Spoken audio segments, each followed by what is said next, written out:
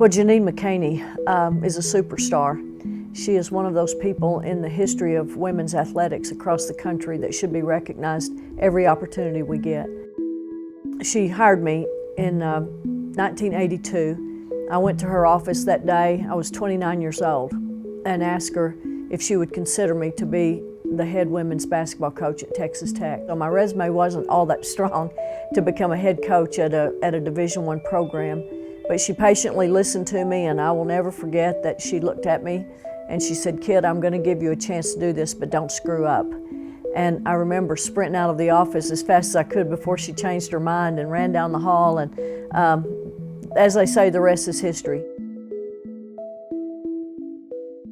Jeannine scared me to death because she was a very strong personality. I came in 1971, so 71 through 75 were my undergraduate years. 75 was right when implementation of Title IX started to occur. So it was during that time Jeannine was named as the first athletic director for women's athletics. That was the first time women's athletics actually formed. But she was a fireball. She had extremely high expectations and standards. She was one of those people that you didn't want to disappoint.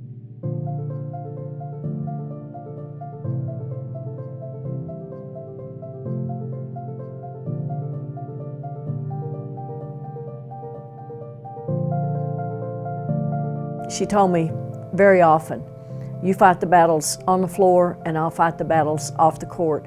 And those battles off the court were not easy. There were a lot of people who didn't want women to become a part of the athletic scene in major college athletics. There were a group of them that really were diligent and dedicated and passionate about women's athletics becoming a major part of major universities. Up until that time, some of the smaller universities in the country had women's sports, but not too many that competed at the highest levels for football and men's basketball. So Title IX came along just in time to spur her into some action as far as trying to make women's athletics relevant at Texas Tech. I think there were battles that we could talk all day long about as far as trying to gain respect for women athletes, for really making Title IX, the law itself, relevant, because a lot of people knew it was the law, but they still kind of overlooked it.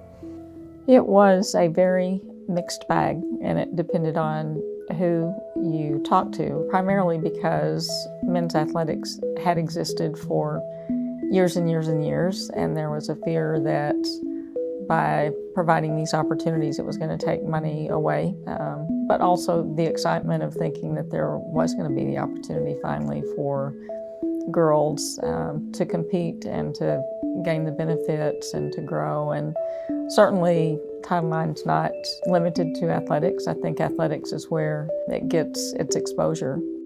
If it had not been for someone who was diligent in doing that, none of the rest of it would have ever happened. I remember the two of us sitting in a room talking about what we really thought that women's basketball program could become. And we talked about selling the Coliseum out when there were 200 people in there. We talked about winning a national championship when we were barely having a winning record. And I have said many times that one of the most special things about that championship for me, looking back, is the fact that she was still living to share it with us, because she'd had cancer for a while and she hadn't been doing well. And then when we won it, well, it was just such an amazing, amazing moment, you know, for all of us to share with her. And particularly when you look back on it now and knowing that she only lived for about 14, 15 more months and then passed away, it was just, I'm just so grateful that she got to share that championship, because so much of it belonged to her.